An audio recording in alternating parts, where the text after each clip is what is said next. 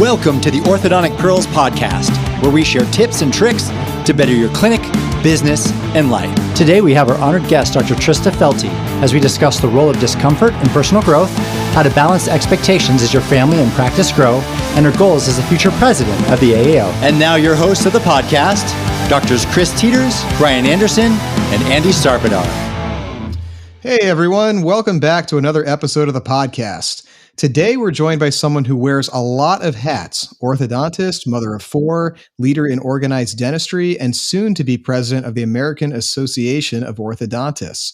We're talking, of course, about Dr. Trista Felty, and her story is one of grit, resilience, and perspective. We'll cover everything from swimming the English Channel during dental school to navigating IVF while building a practice and raising a family. It's real, it's raw, and it's inspiring. So, welcome to the show, Dr. Trista. How are we doing today up there in Vancouver? I'm doing great. Thank you for having me. Thanks for being with us. And of course, as always, we have our co-hosts, Drs. Brian Anderson and Chris Teeters. How are you guys doing today? Doing great. Looking forward to this conversation. It's going to be great. Trista, thanks for coming on. We're grateful to have people that are willing to come on and spend time with us, and just grateful to be here. Same. Fantastic. All right, Trista. Well, we'd like to start with just a little of your background here. So let's talk from Schuylkill Haven, Pennsylvania. Yeah, you did good. To British. That's pretty good. Schuylkill River. I remember the Schuylkill River. I told you I grew up out in Malvern, Pennsylvania, which is not too far from there. It's from Schuylkill Haven, Pennsylvania to British Columbia. Give us the short version of your path to orthodontics. Yeah. So I grew up in a rural area in Pennsylvania, and I think probably like many of us, I had a positive experience going to the dentist and the orthodontist. And, my dentist when I was a kid was really the first female doctor I had any exposure to. She also had 3 little boys that were my age. So she knew all about the Thundercats, which was my favorite cartoon. And so I just thought she was like the coolest person every time I'd go in there, and I wasn't scared. And then with my orthodontist, Dr. Robert Bryan, he is dual trained pedo ortho, and he was just great. I did phase 1. I had, headgear, I had forces, I had like all the stuff. It was like crazy class 2. And again, just, answered my questions, treated me, not just like a case, but more like a person, and helped me kind of find interest in orthodontics and in my treatment. And so I think that's kind of what made me decide that I wanted to pursue a career in orthodontics. I didn't have a background. I didn't have any family that was in medicine or dentistry. And so, when I went to apply to dental school, that was actually the first time I realized you can't just pick to do ortho. I thought I knew you had to do I knew there was a residency involved, but I just thought it was like you could opt in at the beginning and know like I'm going 6 years from the get-go here. Not quite that simple. Yeah. So that was scary. And I did, my first year of dental school, and I hated it. And I actually wasn't going to go back because I was like, I can't do general dentistry. Like I've never had an interest in doing general dentistry, and I don't know if I can get into ortho. And I just was like, do I want to invest, another 3 years and $100,000 and maybe end up not in the career that I want? So I actually spent the summer working in Australia for an orthodontist there, Dr. Christine Underhill. And I realized that I really did like ortho. I really liked the patient interactions. I liked what was being done. And so I was like, okay, I got to suck it up. I got to get through dental school. And so, so I finished. I applied to every single residency program, like all 34 or something at the time. And that's awesome. And I only got 2 interviews. So I didn't think I would get in. Yes. Yeah. And so I got an interview at Temple, an interview at Columbia. And I honestly thought Temple's was, like the courtesy interview. You go to dental school here, you get an interview at the residency program. But I was lucky that they took me, and I had a great experience there. I was part of an all-female residency class. And that's unique. Yeah, especially back in, 2010 to have 6 female residents as a part of a match program. And we had a great group that was really supportive of one another. And I met my husband in dental school. He was a year ahead of me, and we got paired up in the oral surgery clinic. They're supposed to be helping the younger class, and he was not. He wasn't paying attention. He suctioned my hair with like a dirty high-speed suction. I was just like, who did they put me with? But yeah, so that's how we met. And so we moved out to his hometown when I got done residency. What was it that drew you to him initially? I mean, like the suction thing. I mean, yeah. Did he ask you out after that, or what? I mean, Temple, it was kind of a really close group of students, even though the classes were large. We were like 125 in each dental class. Everyone kind of lived in the same neighborhoods, in the suburbs of Philly. And so, we had mutual friends and, we just kind of kept seeing each other and hanging out that way. But yeah, he wasn't like super apologetic about it. He was kind of just like, should probably go take a shower. I was like, really? Yeah. Okay. It's the confidence, right? I guess. Yeah. Like if he had been all doting on you, it's like, he's kind of boring. I don't want to, I'm not that interested. Yeah. So maybe he did it on purpose. That might've been his strategy. I don't know. Yeah. Speaking about your education, you swam at Villanova. That was your undergrad. Is that right? Yep, that is correct. And that's another Pennsylvania school there. Yep. Tell us about your swimming experience and especially this English Channel relay that you did. Now, I looked this up and this is a really intense undertaking. I mean, you're swimming in shifts, you're taking little breaks on a boat. And how far is that? Wow. What is the length of the English Channel? So if you swim straight, it would be 21 miles, but you can't swim straight because of the currents. So I think for our relay, we ended up swimming about 28 miles. Wow. And it kind of makes like an S, like with the way the current shifts. So they try to time it, that you can go at a time. Like, so you reserve a boat for like a week essentially. And then the captains will tell you like, this is the day, this is the time we're going based on the tides and based on when they feel you'd get the best weather. Okay. In dental school, I was still living with two of my former teammates from Villanova. And one of them, Tori DeLallo, was doing her graduate education at Temple. And she had gone to this lecture by a gentleman named Jim McGowan, who was someone who had become disabled and was making all these like crazy physical challenge attempts. And so he actually did an attempt of swimming the English Channel, and somehow Tori got inspired that this was something we should do. And she comes home and she's like, I think we should try to swim the English Channel. And we had a teammate, Lauren Schulman, that got diagnosed with MS right after we graduated from Villanova. And so she's like, let's raise money for Lauren's MS chapter. And so that's what we decided to do. So I was training during dental school for it. And Lauren ended up coming on the boat with us, which was great. Yeah. So it was, I guess, my junior year or third year of dental school that we ended up doing the swim during like the summer break that we had there.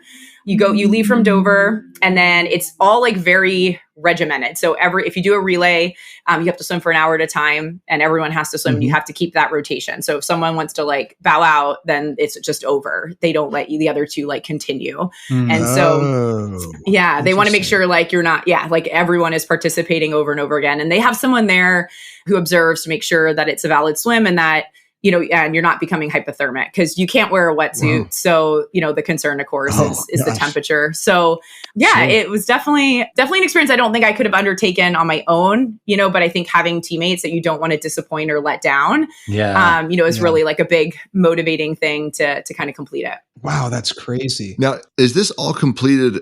Like, did you take any breaks? No. How many miles did you say it was? Like 26 miles? It was 28. So it took us 11 hours to do. Wow. And it's kind of funny because like you enter France illegally, technically. So they have to like call the like French Coast Guard as you get close so they don't like come and like pick you up. It'd be like, we have swimmers coming. And then, they let you get out at the beach and then they're kind of like, okay, swim back. You can't stay there. It's a round trip swim? No. Just like the boat that you rent can't go all the way to the beach. Yeah, but there are people that do it multiple directions. Wow. And I think there's a woman who's actually done 3 back-to-back crossings by herself. Whoa. Which is nuts. Wow. So, yeah. But it's great. And the whole town of Dover, like it's a big thing in the summer. So, you stay at a local person's home and they help you like take you down to the bay every morning to like train. And it's a very like big community thing there, which is really neat. Wow. Well, Trista, I want to ask you, like, how did that experience impact your approach to challenge and discomfort? I mean, holy crap. Just the training for that in dental school is unbelievable. But you mentioned like the amount of grit that you have to just suck up and get through it. You said yourself, if it had just been you and you didn't have teammates relying on you, you're not sure that you would have stuck it out. Like, what were the lessons from such an undertaking? Yeah. I mean, I think one of the things that athletes have a little bit of an advantage about is our perception of discomfort, so I think you learn, especially if you're a slightly higher performing athlete, that discomfort is not a bad thing. And in fact, it's like a necessary thing. And so, when you have discomfort, it means you're improving and you're getting better or you're doing something new. But all of that is going to have a benefit later on. And I think, most of the time, someone's immediate reaction to discomfort is just take a step back away from it. Right. Yeah. And so I think that's where, athletes, you kind of learn to like step into it. And then I think the other thing, with athletics is that translates really well when you're talking about like education is that we're really good at accepting like feedback, because we've been exposed to coaches who essentially are telling you what you're doing wrong 90% of the time. Right. And you realize that is done in your best interests. And I think that's something I struggle with sometimes, like with my team, because like when I give feedback, I sometimes I feel like don't handhold as much maybe as I should. Oh, I relate so much. Right? Like, because in coaching, it's kind of just like, this is what you're doing wrong, fix it. Yep. It's not emotional. It's not personal. In fact, I'm telling you because I have your best interest at heart and because I want you to get better. And so I find sometimes like, I forget that that's not how everyone was like raised to receive criticism or to receive feedback. And so I find that sometimes I can be a little bit like too blunt or direct. And then it comes, it's not received in the same way it's intended, of course.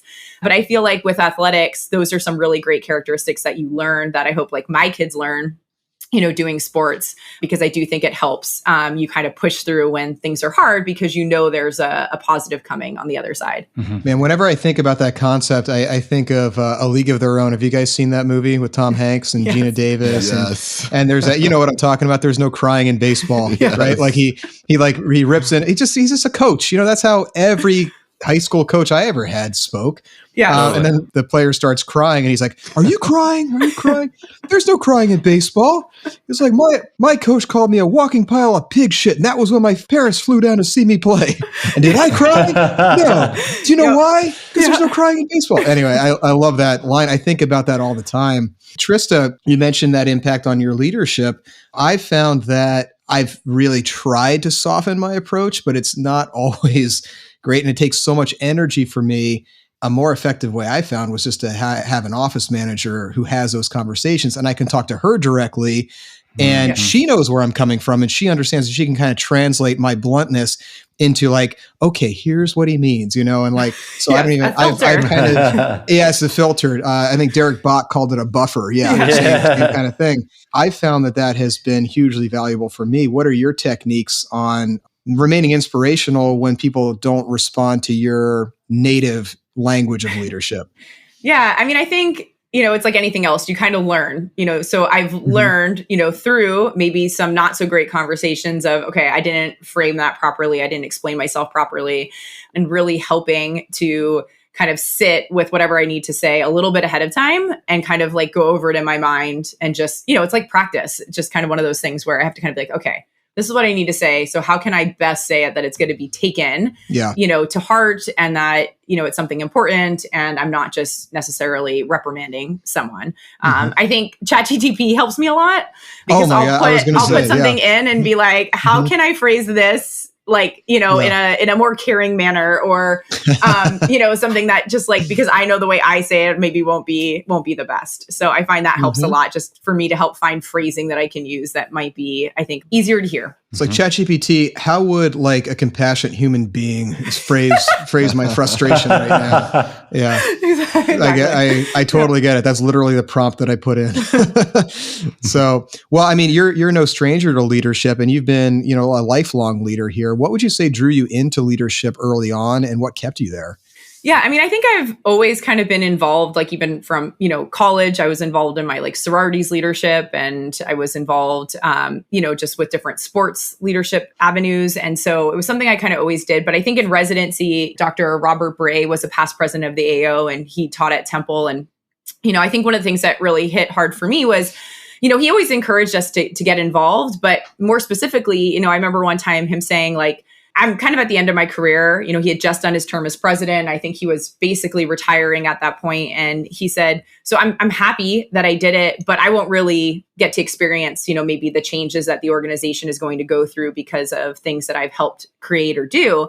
And he said, one of the things that I think is really valuable for younger members getting involved is you can kind of shape the profession of how you want to experience it and what you want orthodontics to look like as you practice in it versus how you want to leave it per se. And so I thought that was always like really, just like hit a chord with me in the sense that I was like, well, yeah, you actually get a lot more out of volunteering when maybe you have the option to go through then what changes you help create.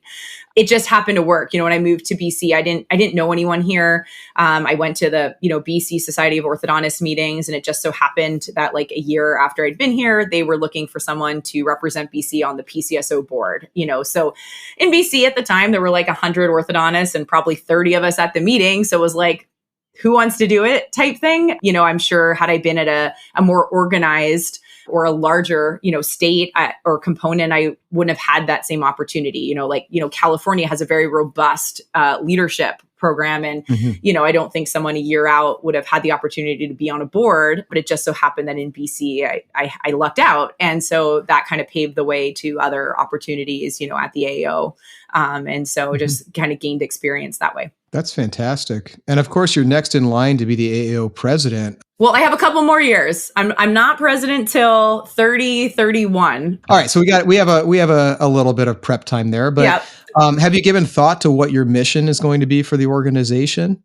Yeah, I've always felt like I really want members from the AAO to feel like the AAO is a home for them. And in the sense that it doesn't matter like how you practice, where you're from, where you're practicing, just like how we, I think, feel our own homes are, where it's a place where there's resources and support. There's a place where if you're having trouble, like someone's there to advocate for you and, help you through something that's going on. And I also think like I really want the AAO, to feel, I think maybe more approachable. In particular, leadership or staff. And, that really is a trickle down, national leadership, local leadership, because I feel like that's a big thing, especially with younger members, coming out. I think previous generations joined the AAO because it was kind of the thing you did, it was, you support your professional organization. And I do think that's really like honorable to say, like, even if I'm not getting anything out of it, I'm going to be a member because I feel like I should be a member and I should support a professional association. Yes. But I just don't think younger generations, even our generation, thinks that same way. I think a lot of us we want to be engaged and we want, if we're a member, we also want to be proud that we're a member of that. Yeah. And so I think we have like a different, we have like different expectations. And so I think that engagement is really important for people. And so whether that's through leadership or whether that's where they feel like I can email someone and someone will call me back and, will be able to like listen to my concern or my complaint or my frustrations, I think makes a huge difference. So I just hope that the AAO, I know it's a big ship and it's hard to turn sometimes, but I just hope that, it continues to increase its transparency and that, more and more members feel like they could, all our emails, our phone numbers are on the website. Like, I hope that anyone feels like they could give me a call and say, this is what I'm frustrated about. This is what I don't like is happening. And that they feel like I would actually listen to them and try to solve that as best that I could. Haven't signed up for MOPC yet? Listen to this testimonial from the Braces guy, Dr. Grant Collins, on why you won't want to miss our 7th annual conference this October. Oh man, if you don't come to the Mother of Pearls, you're going to miss an opportunity to connect with so many great people, learn a ton of great stuff. It's a very intimate, amazing session that we get to have with each other. I hope everybody gets to come out next year. It's going to be amazing next year too. We've got the educational side with lots of great speakers, great information, but also a fun side that is like coming together with friends, hanging out, doing fun things together. Not only in the conferences, but outside too. We're talking to each other about everything all the time. You really connect with people. It does feel like community. As far as the party goes, it's fun to get together. Getting an opportunity to play with the band Relapse was super fun. I mean, they bring such great energy. We all come and have a great time. I feel like a lot of the offices that work in orthodontics work really hard. So we come to learn, but we also come to have fun and connect with each other too. Next year's gonna be great. I mean, they're gonna have this in NASA, gonna have this in Florida. Like, I'm looking forward to it. I wouldn't miss that one at all. It really is a very unique conference. It's quickly growing to one of my favorites. Register today as seats are limited and we sell out every year. Learn more by visiting orthodonticpearls.org on your computer or smartphone today. One of the things that strikes me, and we see this on the Orthodontic Pearls discussion a lot, is there's sometimes some unrealistic expectations of what the AAO is and what they're able to achieve. Like, for example, we had Matthew Larson on a few episodes ago, and we were talking about how a lot of people see the AAO as a regulatory agency in its own right. And it's an advocacy group, so like Smile Direct Club was yes. one of the examples that came up. There were certain posts around that time where they're like, how can the AAO allow this? It's like, the AAO doesn't really allow anything, that's not, yes. that's not within a purview. So how do you balance all those different expectations when you're saying that you want it to be a valuable resource for everyone, you want it to be accessible, you want to feel like people are listening, with such a diverse set of desires and expectations? In a sense, you're almost playing God. Like, how do you balance all those interests? It is really difficult because obviously there's a lot of requests from members that are very varied. And I know like it's difficult because there's also so much information that it's, people don't read all the emails. You don't necessarily go and search the website. And I know the AAO is they're going through like a tech transformation where, there's a huge overhaul for the website coming up so that the resources we do have are easier to find, because I find right now, members will constantly say like, I wish the AAO was doing something. I'll be like, we do have that. Like, we actually have that resource on the website. It's just probably not the easiest to find right now. Mm-hmm. And so hopefully that helps, because I think there's a lot of stuff out there that members don't know about. I think that in terms of where the AAO can actually make change and where is just a supporting arm. So in, your example, when it comes to regulation, I think that comes with more transparency, and more kind of just very blunt conversations where the AAO cannot restrict someone from practicing, but the AAO can go to your state dental board and send someone there and send a lawyer there to help advocate about changes that are being made to your state regulations. So, we can't prevent the hygienist from doing ortho, and we can't shut them down because they're doing something they're not supposed to, but we can help you advocate to the state dental board to do that, because that's the arm that would do it. And so I think just having a little bit more of these like open dialogues and being a little bit more clear would be helpful. Obviously there's legal entanglements where there's things that like, it's like, well, we can't legally do any kind of restriction of trade, and there was always like a fine line on how much we have to advocate on patients' best interests a lot of times, and not just like, well, this isn't good for orthodontists, because, there are legal things that come into play, with that. I think that part is where members don't necessarily understand because they're not behind the scenes there doing it. But that's where I feel like more communication and more transparency is helpful for members to kind of see what is going on and kind of updating members. And I think that was what was helpful so much with like John when he was sending emails about the issues we were having with Align's advertising. He kind of did that like, great. Yeah. And he was doing that like as it was happening. And I feel like in the past, it would have been wait till it's all resolved and then we'll update members. But I liked that his approach was more, this is what's going on. I'm giving you an update. And I don't necessarily have an answer of how it's going to play out, but at least I can tell you what I'm trying to do. And I think that's what members want.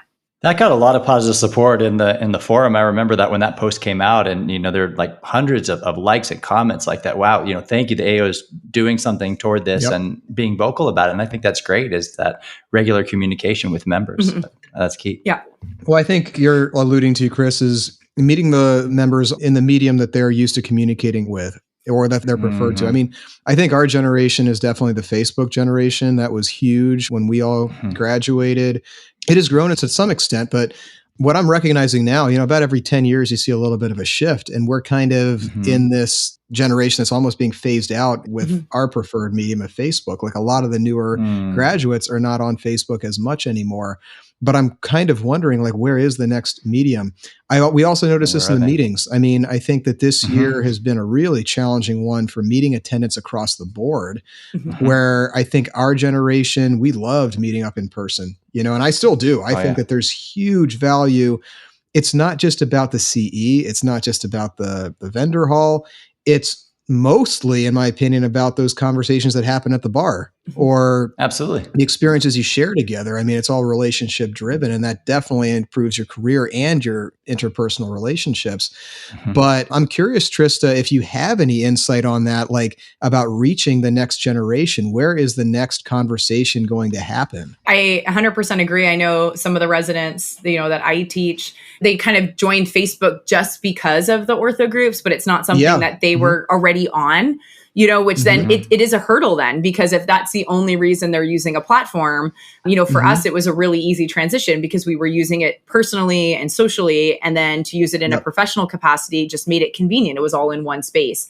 It doesn't really seem like there's another space yet that has the same versatility that Facebook has. We use WhatsApp and different mediums, but they don't allow a lot of the really key functions when it comes to, like files and searchability and creating groups and adding people that you don't necessarily have in your contact list. And so I think those are all things that isn't available yet on a different platform. So it'll be interesting to see. And I always worry that it kind of further segments, because it seems like some of the other avenues of social that people are using are a little bit more, which I can appreciate, almost a little bit more private.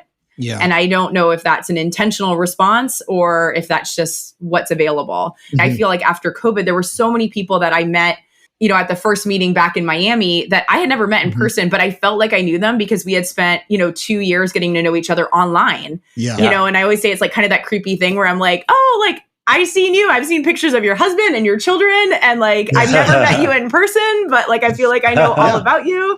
I think that we will potentially lose that, which is a shame, depending on what medium replaces it. But yeah, I definitely think we'll see a shift at some point. I don't think it's there yet, but I do think there will be another platform. Yeah. So Andy, here's what I think is happening and going to become increasingly more prevalent is people are going to become they're going to go inward more. Why? Because now they're going to ChatGPT, right? So then they're having this relationship with AI that's more solitary, that's less relatable with other people, right? And so I think it's important to say that we still have to live in the real physical world where we go out and we make real connections with people, because Facebook is sort of a medium, right? But you can see where it's going, and it's not good or bad. There's just trade-offs with everything. I think Mark Manson says, everything has trade-offs, right? Essentially, like even if you get a promotion, there are negatives with that. There's increased responsibility. There's increased stress. There's maybe less time.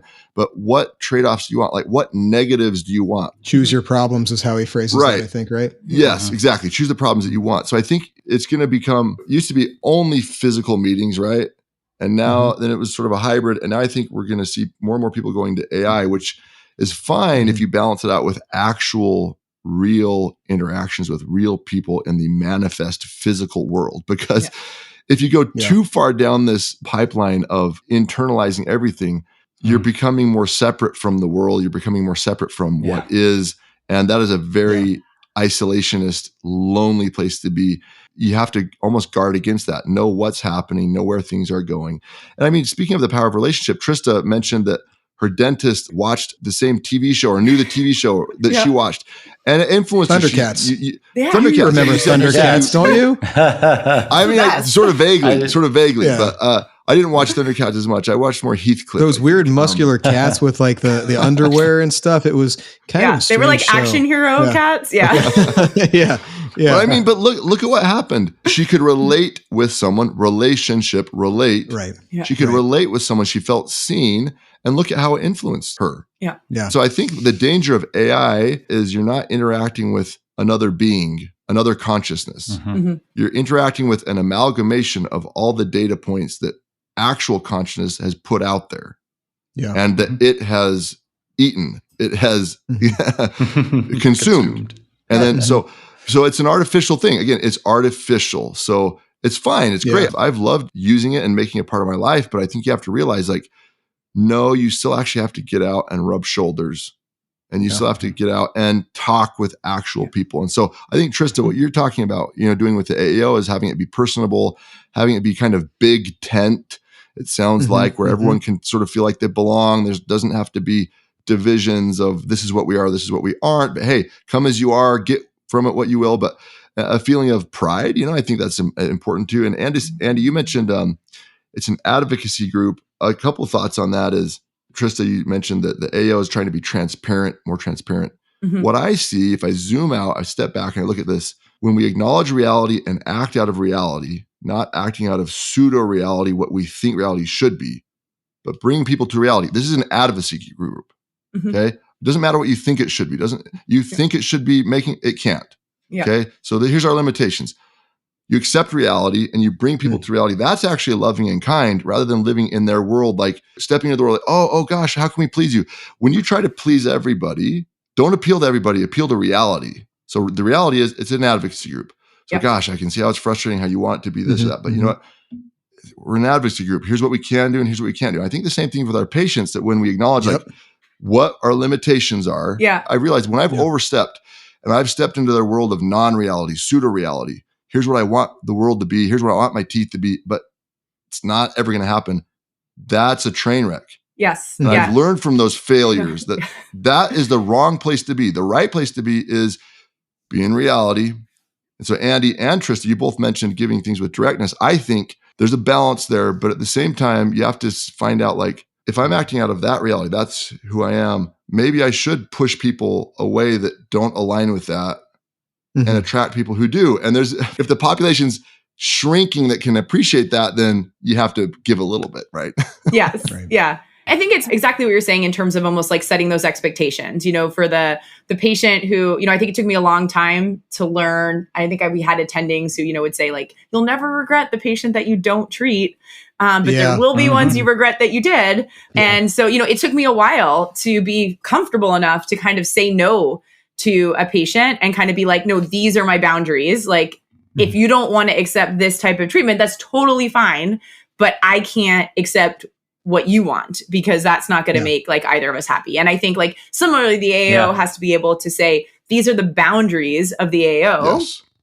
So that members can really understand, like, this is what is in our wheelhouse. This is what we are, whether it's from a legal perspective, a time perspective, what we are able to focus on, financial perspective, because same thing, people would say like, oh, I see all these ads for direct to consumer, but it'd be like, well, they have a $10 million budget, $100 million budget. So of course you're going to see those ads. Like financially, we can't compete with that, So there are limitations where, it's like, well, sure, we can try, but you need to understand, and here's the expectation. If we have a $4 million budget for advertising and they have a $100 million budget, it's just not going to be comparable. No matter how hard, or how good it's done, it's always going to be less visible, And so I think that's where the communication of expectations needs to be very clear for members, because otherwise it's like, well, why am I paying for the cap, but then I don't see ads?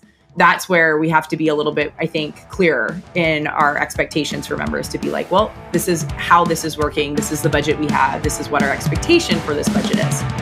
Hey Pearlers, check out this testimonial from Dr. Jacob Koch, a first-time attendee, on his experience at the MOPC and why you won't want to miss this year's MOPC at the Kennedy Space Center. You're going to miss interacting with some amazing orthodontists, amazing team members, and amazing great vendors. You're going to miss experiencing just conversations outside of the lectures are really enlightening. I've had a great time. I actually have gone to a lot of vendor meetings that were put on with the product, and it was too much like showcasing perfect, pretty cases. I'm not showing the real world. And so a meeting like this, it shows the real world. It's not a sales pitch. The company showing you all their best results and hiding all the garbage behind the scenes. It's just real. It's real. That's how I can describe it. It's like a real meeting where there's real people sharing real ideas and real experiences. I like genuine. I like when things are genuine and it's put on by very genuine people who genuinely want to make an amazing experience. So that's what makes it different. I've actually always wanted to come. This is the first time I've come,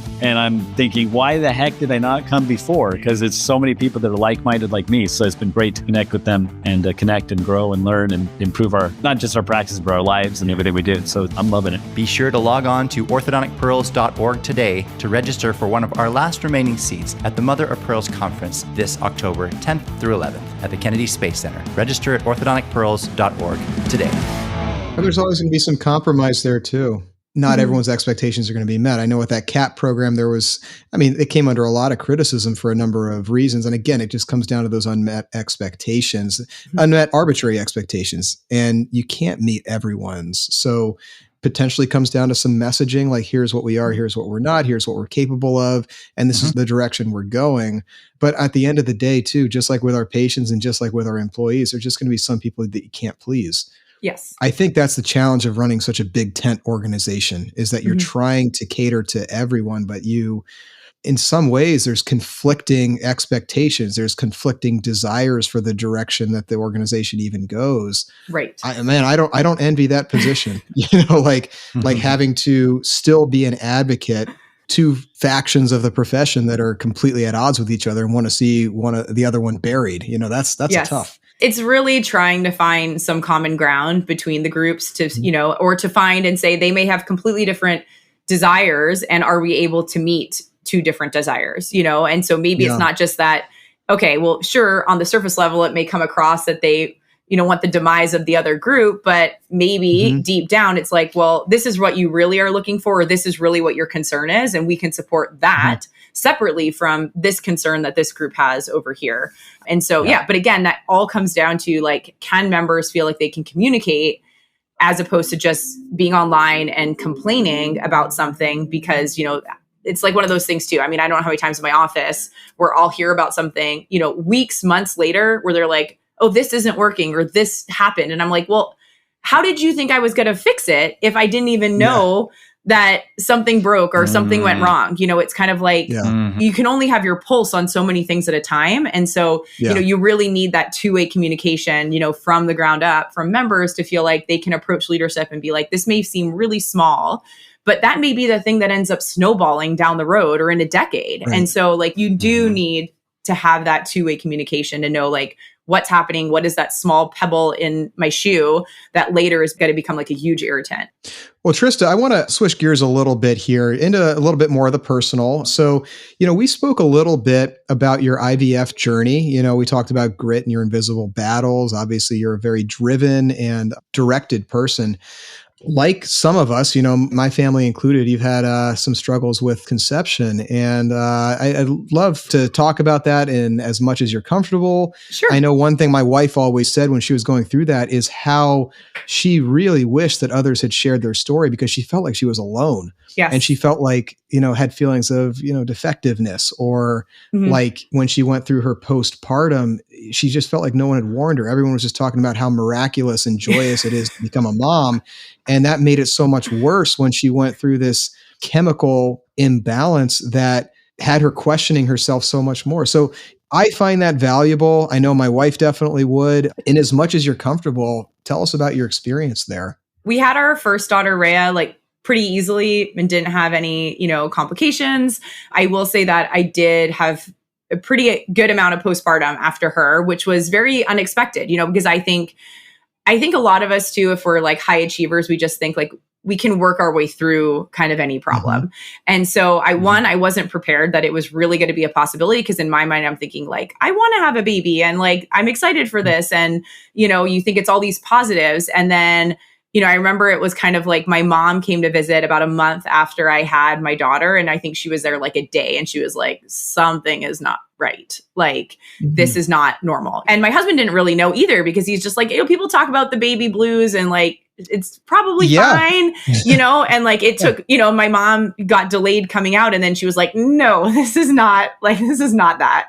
And so, so like I went and saw a therapist, and it was really helpful to just learn then for future pregnancies, like things that were triggers for me, so like lack of sleep, which is obviously going to happen, was like a huge trigger for me.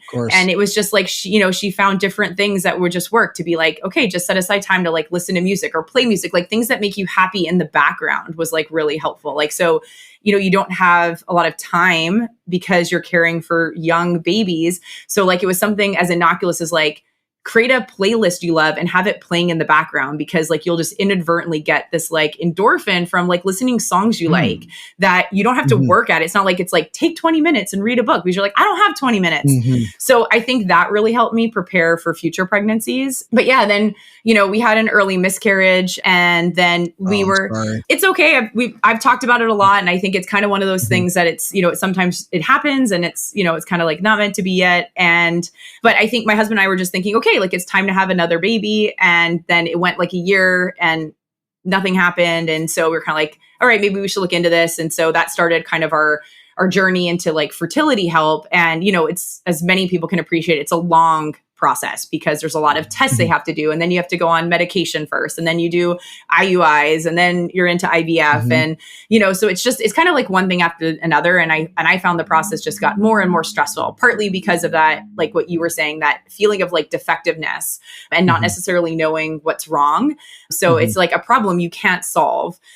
And so you do like feel very helpless. And And I think it's just one of those things where you're like, this is what I'm supposed to be able to do, like naturally, and it's just not working. And I don't know how to change it. Yeah. And so, it took us like 3 rounds of IVF. And I don't know if mentally I just got to the point where I remember I said to my husband, like, this is the last round. Like, I just can't mentally continue to go through this like unknown every month. And this like wave of emotions, like, plus you're just on all these hormones, so you feel insane.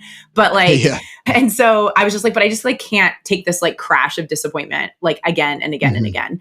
And so I don't know if maybe that like just coming to peace with it, like dropped the stress a little bit. And the last, like in our third round of IVF worked. But yeah, I mean, I was fortunate that we were able to have Della then. And then I think, again, life likes to laugh at you. And so I just assumed, I was very clear that I was like, I'm not doing any more IVF. I'm happy with 2 children. This is fine. And then, like 4 months later, I was pregnant with Lena. And I remember like my husband coming home and I was like, I don't feel good. And I think I might be pregnant. And he's like, there's no way. Like we spent 2.5 years trying to have Della. Like there's no way. And I was like, I don't know. And then, so my second and third are only 14 months apart. And, wow. And yeah. What a miracle. And then, And then, and then it was the same thing for Larkin. We, just waited longer and then we decided to try. And I just mentally was like, we're going to try for like a couple months. And then if it works, it works. And if it doesn't, it doesn't. Part of that, my like timeline though, I will say was partly because of my trustee interview, because I didn't want to show, because that interview would have normally pre-COVID have been in person. And so I also didn't want to show up to that interview visibly pregnant, just because I felt like there's unconscious bias to women, when you're trying to have kids and you're trying to apply for jobs and positions and things like that. And so I also like had said to Dan, I'm like, we need to have the baby by September because the interview is October. And so I don't want to be pregnant for the interview. And so, so we ended up, we have 4 children. And so I was very fortunate to be able to have some children after IVF as well. But I'm very grateful, to science and, to the process that, we were able to continue having kids. I feel very, very lucky. I think it's becoming more and more open conversation, but once you go through it and you open up, you realize like how many other women have had miscarriages, how many other women have struggled to have children. And you start to realize like how many times like you ask innocuous questions like, oh, are you having another kid? Or when are you having a kid? And don't realize that it's probably the worst question you could ask someone because you don't know like what's going on and kind of what they're going through. And it's of course, well-intentioned questions, but at the time it's really difficult. And I think, I don't know how your wife felt if she had friends having babies at the same time, but I think that was also one of the really hard things for me was dealing with the emotions of being very happy for my friends or family. Like my sister got pregnant while I was doing IVF and also being jealous and more disappointed, like, and having this very high and low of like, and then sometimes you feel like a bad person because like you're jealous that your friend or your sister or someone got pregnant, but you are also like happy for them too. And so I think that was also like a bit of a struggle to kind of deal with, like, that's normal. Like that's a normal feeling and reaction, but you kind of like beat yourself up a little bit over it.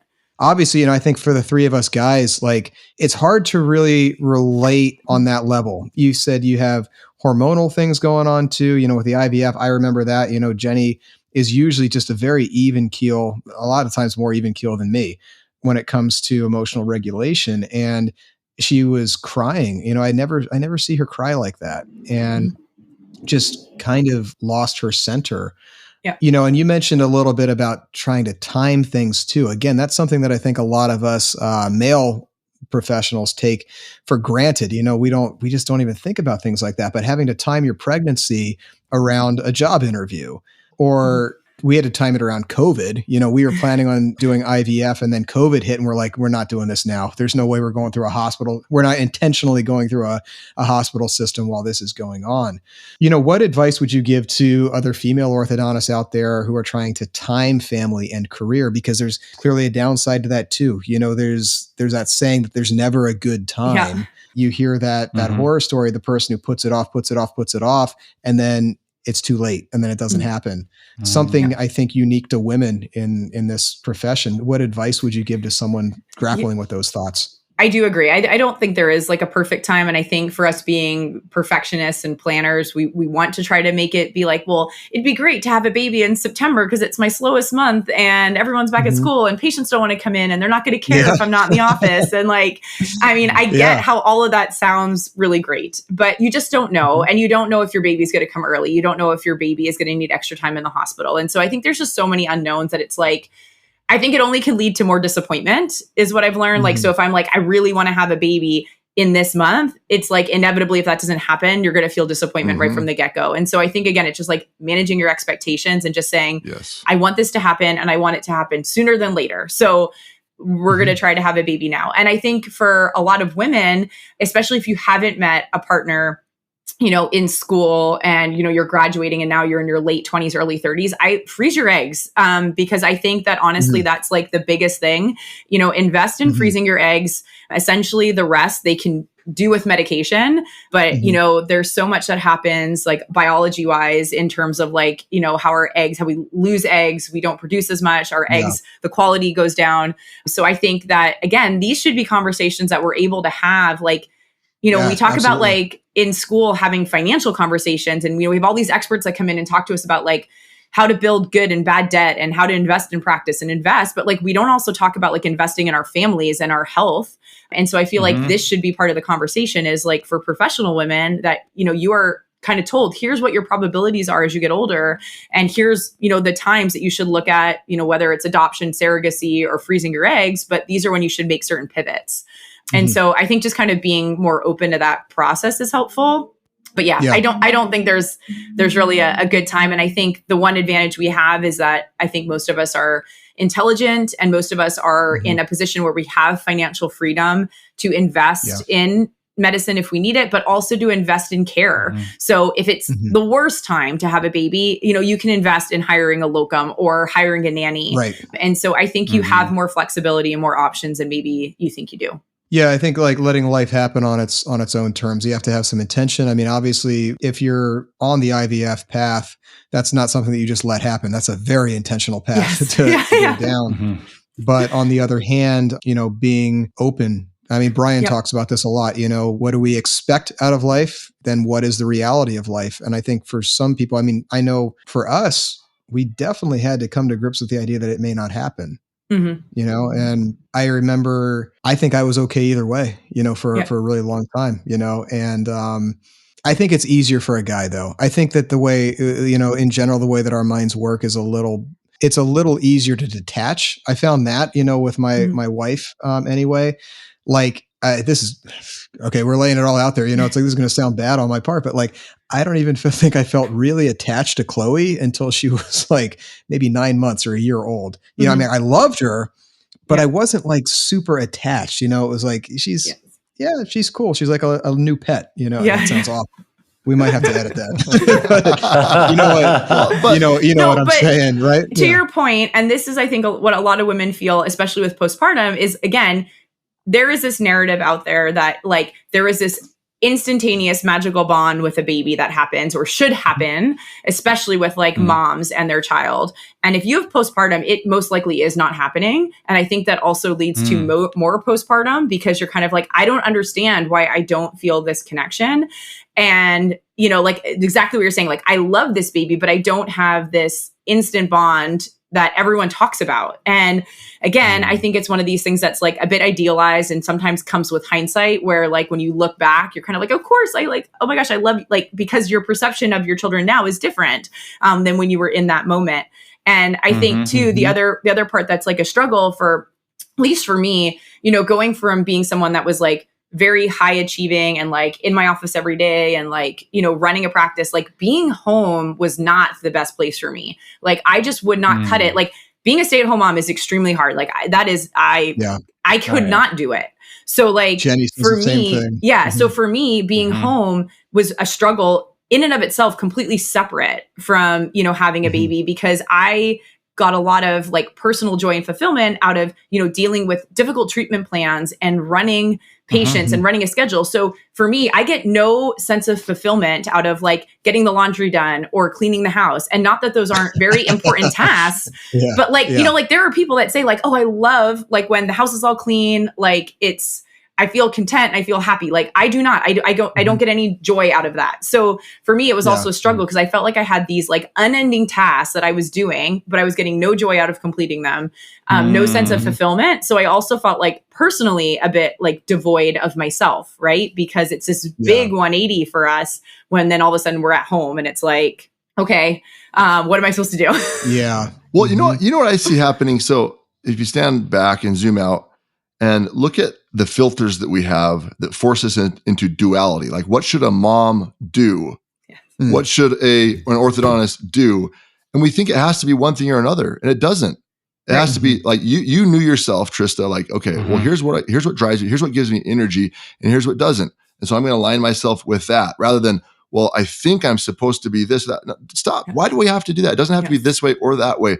Like if one person's done it, it shows that our commonality in humanity, part of the human experience is that a person can do this. So even having a baby, like I think we need to understand that, like, of course, is it true that some people have an immediate bond? Yes. Should it be that way? Nothing should be this way or that way. Yeah. Could it also be that someone doesn't have an emotional bond at the beginning? It absolutely could be. So if you're experiencing either one, I think we get duped into thinking, well, my God, I've heard more stories about how this happened, and now my experience isn't valid and it's wrong. No, it's not wrong. We're just thinking from a dualistic lens that it has to be this way or that way.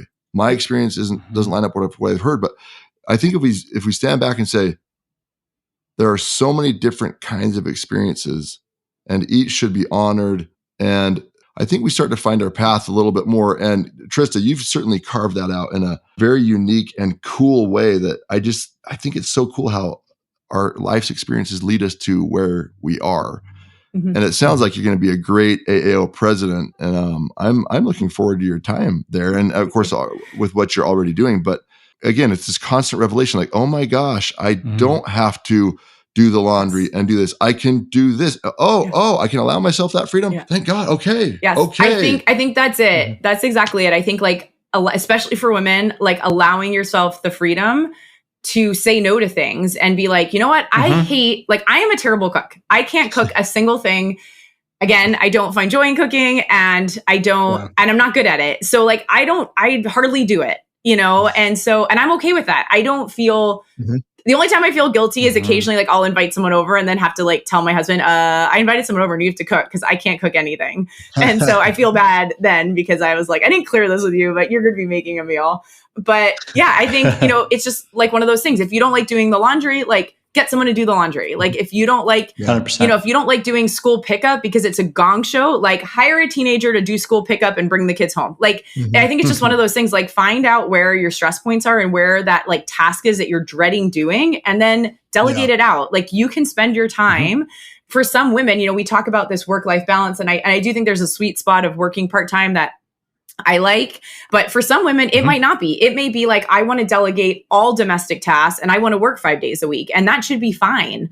And for other women, it may be like, I want to work 2 or 3 days and I want to work part-time and I want to do a lot of the domestic tasks still, you know? And I think those are all valid and you don't even have to find a balance if you want. If you want to be like a full-time career woman, like you can do that. Same for guys. If you want to be home part-time, like then do that. And I think just find kind of what makes you happy and then let go of that guilt that comes with that expectation of like what you should or shouldn't be doing. Oh, 100%. This is so inspirational for my wife, Trista. I know will be watching this, but she's a pediatric dentist and she struggles with that. She owns her own business and she used to work like 5 days and like now she's gone down to 3. But then when she hangs out with her friends that don't really work or the husband works and she's like, well, I kind of want that too. But then she's home for a week and she's like, I miss my patients. And so, you know what I mean? It's like, there's this sense of like, who am I supposed to be as a woman? Like, should I be more of a mother? Should I be more of a business owner? Because, you know, my dad, who was a driver, was like, you got to work more. And then my mom, who didn't work, should be like, well, you should be home. So she's kind of lost in this shuffle of who she's supposed to be. And I think, like you said, it's just so clear, like, know yourself. It's okay to change as you go. But if you find balance in working 3 days a week and then you're home 2 days with the kids, and that works for you, that's perfect for you. You know, it really is. And even for men too, like I think we're finding out, Andy, like 3 days a week is a sweet spot, but we have friends that are doing 4 or 5 days and making more, whatever. But I don't feel guilt in that. I feel like I'm a better dad. I feel like I'm a better husband. I'm balancing. I think for all of us, it's okay to find where your happiness is and be true to that. So thank you for sharing. We were at a meeting a couple months ago, and this one is like 20 times the level of excitement of the meetings that we've gone to in the past. It's just a really fun meeting. It's a nice thing to do for staff just because it brings us all closer together, and they only know the energy inside my own office. And once we get all these peers all together, the energy level is just madness. I have some Gen Z staff, and they're really excited about meeting the braces guy. And overall, they're excited about the party and mechanical bull and the food. And it's really fun. And they go home really excited and ready to tackle on the day with brand new ideas and pearls and a lot of fun stories. You know, I've been practicing for 18 years, and I'm definitely in need of some great pearls. And every lecture, I got 10 to 20 pearls from each one. Be sure to log on to orthodonticpearls.org today to register for one of our last remaining seats at the Mother of Pearls Conference this October 10th through 11th at the Kennedy Space Center. Register at orthodonticpearls.org today. Well, I think you're right about that, Chris, is that's advice for guys too, you know, in those expectations. And like you mentioned, you know, I've been doing 3 days, you know, there's weeks where I do 2 days too, you know, and, you know, there is definitely a level of guilt that I've had over that, you know, because, you know, in our position, we get exposure to like the most driven in the profession, you know, and a lot of these guys are it's the negative of social media. It is the negative. It's like, they push you. Totally. And I think that, you know, I'm a firm believer that you are the product of the 5 people that you spend the most time with. And I think that can be a good thing, but that can also lead to certain expectations that maybe aren't authentic to who you are. Yes. There's times where I just really have to sit back and look at myself and be honest about the areas that I'm avoiding because it's uncomfortable, but it is more an actualization of who I am, and I need to push through that discomfort. But then also the areas that are just not resonant with who I am, you know, and I recognize that, again, there's seasons to things. There's times when I push really hard, and there's times when I have to back off. Learning where that balance is for me and recognizing that I don't have to be the guy with 5 different practices, and I don't have to be the guy who is seeing patients 5-6 days a week and then making care calls as soon as I go home. And yeah, there's going to be consequences of that, but those are the consequences that I'd rather live with. Like you said, Brian, pick your problems, right? You have to go inward so that the world doesn't define your reality for you, and then you're dissatisfied. Why? Because you didn't pay attention to what you actually like and don't like. Now, okay, so sometimes we're in a life situation where we have to do things we don't like because we don't have the finances or whatever to have someone else do the laundry or cook for us or whatever. And I think those are the times where we have to learn to appreciate discomfort. We talked about being an athlete, right? That as an athlete, you can't see discomfort as negative or else you won't do it. Yeah. So like as someone who likes to, you know, be athletic and lift weights, I actually, you know, have learned to crave the discomfort that comes with a difficult thing. And so that's why I keep doing it. If I saw it as a negative, like, oh, I don't like it. Well, I wouldn't do it. Yeah. So you have to change. So it's like, if you're forced to like do laundry now, like, okay, do it and find something about it that you like the resistance of it because you don't have a choice. But when you have a choice and you don't like it, well, then drop it. Drop it. That's the great thing about being in the middle, like appreciating, like, okay, we've talked before on this podcast about seasonality. We've talked before about the middle way and knowing yourself. Like, so go inward. What do you like and don't like? Okay, if you don't have a choice, the only choice you have is mental. That's the only choice you have. Change the way you're attached to it. And Trista, you mentioned about like, we're not life engineers. I don't know if you use that term, but you said like, I want to have a baby in September because that's when it's slowest. And that would so work out. And we start to think that we're life engineers, that somehow we can engineer reality to adapt to exactly what we want. And if it's not, then we reject reality. We're not happy with it. No, it didn't serve me. That's kind of BS thinking. And we all do it. We all do it constantly. And I find every day I'm doing it and I don't realize I'm doing it. And just being aware that we're doing it makes us so we're less prisoners of that thinking, that we realize I would like to have a baby in September. Yes, that's true. Will it happen? I don't know. Can I do things that might make it happen? Yeah. Should I do those things? Sure. If I want to, I'll do those things. And if it doesn't happen, it didn't happen. And so what do I have control over? My mindset. That's it. And if we want it to be, well, it wasn't this way and I'm upset then we're grabbing onto misery and we're staying there voluntarily. And it's silly. Why do we do that? Yeah. It's too much of like a binary thinking, of it, like it has to be one way or the other. And it really needs to be more of a spectrum in terms of just like, this is the direction I want to head. And it may not be tomorrow, but the same thing, if it's like, hey, I hate doing this task, but I financially can't, then it's something that's a goal, in a year. I would like to get to the point where, I'm financially able to, or I have the time to do this hobby or whatever it is. But it doesn't have to be like, well, if I can't do this by today, it's a failure. Because I think that's like, we tend to have this binary all or nothing thinking a lot of the times. Right. The goal of kind of climbing out of the pit, it's exciting. Like I don't like doing laundry, but I could do it, 12 more months because I know that I'm going to be at this point. And so you kind of get excited. That can become your goal. I think it's worth a discussion on determining when you're truly burnt out and when you're being inauthentic versus when you just need to push through. There's Eric Barker writes about this. He wrote a book called Barking Up the Wrong Tree. I've shared this with Chris. It's one of my favorites here. Some of the signs that you're burned out and you need an actual change, as opposed to you just need to grit down and push through it. He says, for one, you're emotionally exhausted, not just tired. And I think that if we're honest with ourselves, we can tell the difference between those two. Like at the end of, let's say, a podcast recording, this is something that energizes me. It's a lot of work putting it together, but at the end of it, I feel invigorated by it. As opposed to if I'm doing laundry all day, that's another great example. Or for me, cooking too. I hate cooking, Trista. I hate it. And if I'm doing that, it's like, I just feel depleted afterwards. So I think that the idea of hard work, is it inspiring, and are you tired? And have you spent yourself on the field? Are you just demoralized and depleted by that work? So I think that's one of the signs. Losing enthusiasm for what used to energize you. Very, very related concept there. Do you start to feel cynical or detached? Are you no longer growing in this pursuit? Does your work start to feel meaningless to you? Is your identity too attached to this achievement? If you feel like you have to keep succeeding or performing to be enough, then that's burnout. That's something that we've talked about as Enneagram 3s. I don't know if you're familiar with Enneagram, Trista. Yeah. These guys are Enneagram 3s. We've had a lot of 3s on the show. I think that orthodontics tends to attract them. That's the achiever, identifies as their achievement. So if you're too tied into that, you could be headed for burnout and you could have lost touch with what's actually important to you. Finally, are you using coping mechanisms more frequently? Do you find that you're using distractions, alcohol, escapism, things like that? These are all signs that it's more than just hard. You might not be aligned with your actual true self.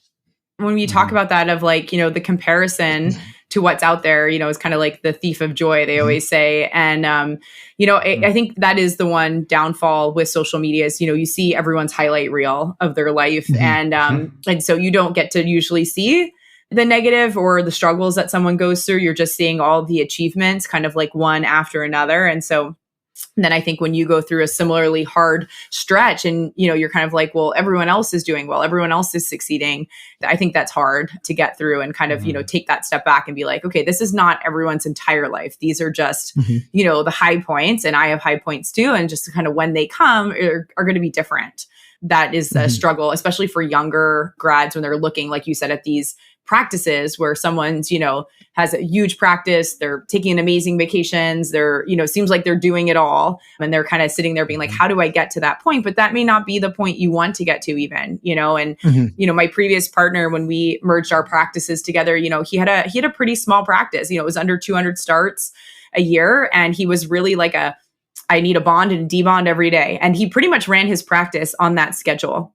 And I remember like one time being like, why don't you open up more time or more chairs or, things like that? And he was always like, I was very happy at this pace and I raised my fees annually. So I'm not losing anything. I'm like keeping up with inflation. So if I'm happy in point A, like, why do I even need to get to a point B? Like, I am happy where I am. So like, why do I need 10% growth year over year? Like, what is that going to give me? Yeah. It was kind of like, I am content where I am. So why change it? Like I see no incentive to change it. And I think that was like a very valuable lesson, for me, that it's not, I don't have to grow. I don't necessarily have to be bigger year over year unless there's a reason for it, but I don't just have to be bigger for the sake of being bigger or faster or whatever, Well, and I think that part of our fulfillment in life does come from growth, does come from taking on new challenges, but that doesn't always have to be career. I think that profession like orthodontics, us has no shortage of challenges. Certainly through the first half of life, we're going through school. We're having to be high achievers. Trista, you mentioned how challenging it is to get into an orthodontic residency. It's not just check a box and go for it. It has to be your whole purpose for a little while there. Then once we graduate, it starts over. If we start our own practice, that's an entirely new undertaking that requires a lot of energy, a lot of drive, a lot of purpose. And then sometime around our, 30s or maybe even 40s, we start to reach a point where it's no longer a necessity.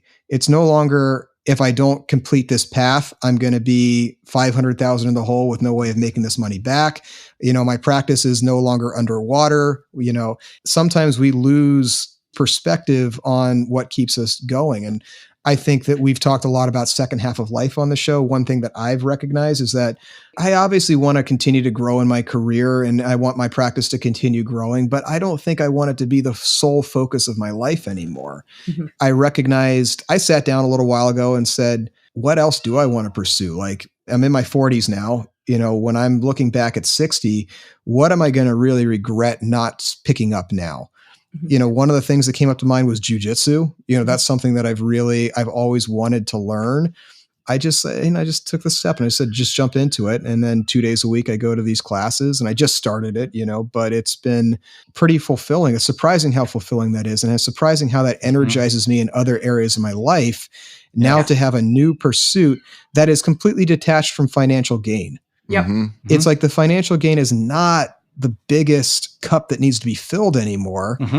And transitioning into some more fulfillment is a privilege, but it's also a necessity. I don't think we can remain stuck in that number, in that bank account, in that number of patients that we're starting. Chris, you talk about this a lot, being the richest guy in the graveyard, right? Right. You've had some mentorship in the past where you felt like maybe they didn't have a way of shifting gears and they just kept grinding in that same path because there's nothing else to do, and how that's kind of influenced your outlook on life. You've mentioned that a few times. Oh, definitely. Yeah. With my father-in-law, recently passed, actually about a year ago. It was the same thing. He was always, he was 77 when he passed and worked and was looking at those numbers every month. And it was, he would call me after work and we'd talk about it, and he would call his sister-in-law who worked at the practice and talk about it. And it was all consuming for him. And, basically, richest guy in the graveyard. He had a lot left over when he passed. And he did travel, he did do some things, but he was working 5 days a week when I joined him. And this was, only 12 years ago. Yes. And so I think that getting into that hamster wheel, I just talked about with Jackie, she had mentioned you could be on the hamster wheel until it just rolls right into the grave until you die. It's like you have to step away and balance yourself a little bit. Like a big thing for us is doing music. And like with Relapse, it's been such an amazing thing to be able to play music on almost a professional level with a lot of people and with colleagues. And it's super fulfilling. We spend so much time on it. We spend, probably 6 months for every show, and every show is different. And everyone, people might say, well, why don't you put that time to your practice? You could make a lot more money because they don't pay us anything. That's always the pushback. Well, what we make from the band just pays for our studio time and instruments and whatever. So, but it's so fulfilling that like when we go back to the clinic, I'm like, I'm ready for another 6 months again. Like I feel recharged. This is amazing. So finding what recharges your batteries is so it's like that fisherman story, it's like, okay, well, if I put all that time into my practice, what would I do with that extra money? It's like, well, I'd want to play in a band. It's like, well, what's keeping you from playing in a band right now? Is it money that's preventing you from being in a band? No. It's like, do you have enough to cover your needs and then some? Yeah. So why would I put all that extra energy into my practice? It's like as if that's just a goal into itself. I mean, I've always seen career and financial gain as a means to an end. And I think too many of us look at it as an end, probably because we haven't really thought about what our purpose is. And it's so easy, for those of us achievers and those of us with a number fetish, we need an objective score to tell us that we're winning. And most of us default to that bank account or to that number of starts, right? And I think that like most things, there's a threshold level. I mean, if you are under an amount that can allow you to play in a band, for example, Chris, or go to jujitsu or go on your vacations. If you haven't hit that number yet, well then, that does need to be your purpose. But that pathway is going to transition at some point into now using the resources I've acquired through this business, through this career to find fulfillment in my other areas of life. Yes. I think that many orthodontists are in a privileged position to be able to do that without even realizing it. And they just don't know how to take their foot off the gas, or they don't know how to take the exit ramp and continue moving, but going in a different direction. You don't have to stay on that highway forever. You can get back on it. It's a balance, right? Yeah. I think something that's important to notice is there are always trade-offs. Again, going back to that, there are always trade-offs. And so even the achievers that, Trista, as you mentioned, on social media, they portray all these quote unquote great things. Well, those great things have trade-offs too. Like, let's say that financial gain is your primary objective. You can't truly appreciate it because once you get it, you're so attached to it that now you fear losing it. Mm-hmm. Have your cake now and eat it too. Now it's and this comes from experience going through a divorce and some things there. Like, you have to sometimes really question, like, how attached am I to money? Mm-hmm. Like, and if I have to give this up, what does that mean? Okay, well, God, that really hurts. Well, then I have to decrease my attachment to money. Mm-hmm. I have to decrease my attachment to it and the power that comes with that, and realize that I have enough. I'm happy. I don't have to quote unquote worry about it. Thank God at this point. So I think just accepting like the things that you have in your life as grace, like, oh, I have the freedom to be able to do this. Oh, I'm so grateful for it. And if it's taken away, okay, because I'm still me underneath it, and I can rise. Like the phoenix rising from the ashes. I've got a tattoo on my chest. It's a phoenix rising from the ashes. Like, okay, I can rise in that circumstance. Then, sure. The more attached we become to things, the more a prisoner of those things we are. And so, if you can enjoy them, like, okay, they're in my life. Oh my gosh, that's so great that they're in my life. I enjoy them. But I'm not too attached to them because now I'm a prisoner, because now if they get taken away, now I'm miserable. Now my happiness is conditional on something that I don't have full control over. Right. Yeah. I have some control over, but not full control. You just have to realize that people that are out there showing only the positive, what they're not showing is their terrible fear of loss of that. Mm-hmm. That if that were snatched away by whatever you want to say, injustice, bad fortune, an accident that happened, you deserve to get this, but you didn't. This thing got taken away from you. It shouldn't have. Well, that's life. That's kind of what life shows us. People, speaking of jujitsu, I saw, Andy, an article this last week where a college grad, this is like 8 years ago, or he was in college, he was about to graduate, like a month or two from graduation, he was taking jujitsu or something, and he literally was paralyzed by his instructor from the neck down. Quadriplegic. Oh, great. Quadriplegic. Don't get that. No, for real. No, for real though. For real. And it's like, way to just pee in my cornflakes. Okay. Well, but it's like life is not without risks, right? Yeah. And okay, that's not fair. That's not fair, but that happened. Okay, well, so he can either then be miserable for his whole life, or he can accept, oh my God, this horrible thing happened. And now he's actually mountain climbing, and he's a motivational speaker. And I don't know how he does those things. I didn't look into his personal life, but they said maybe with automation or he's able to do this. So that's someone that accepted reality and is looking forward. And you think, my God, please don't happen to me. Please don't let that happen to me. But if it does, you can either accept it and take the good and take the discomfort that comes from that as, what can I learn from this? And how can I align myself with this? Or you can reject it and be miserable. And that's life. I think that's taking up your cross. I think that's what that is. Taking it up and just saying, control what you can, and then don't try to control what you can't control. Yeah. You got to let go of the rest. Well, guys, this has been an excellent discussion so far. I really enjoyed this one, Trista. Just hearing about your experience with everything. Thanks for being so open with us. Sure. I'd like to close with a couple of rapid fires. Sure. What is your favorite way to decompress? Swimming. It's like the only time, I know people say this about running, but it's the only time that like my mind is quiet, and I don't find that when I run. When I run, I still think, and I'm not really coordinated. I'm better like in the water, not on land. So I find for me, it's a good way. It's good exercise, but it's also just a way for me to like have stillness in my mind, which I think is important. Excellent. I love that. Book, podcast, or habit that you swear by? I really like anything by Simon Sinek, and I know that I'm a little biased because I got the opportunity to work with him last summer for the AAO's Inspiring Leadership program that they did. But I just find like if it's a course or one of his lectures or even just like a TikTok like video and there's like a tidbit, I always find like there's something to glean from not even just like what he says, but like how he conveys his message, where, you know, he will say some things that are like, could be like a very hot button topic, but the way he says it is like pragmatic. It's not necessarily like emotionally driven. And so I always just find like I learn something when I listen to his talks.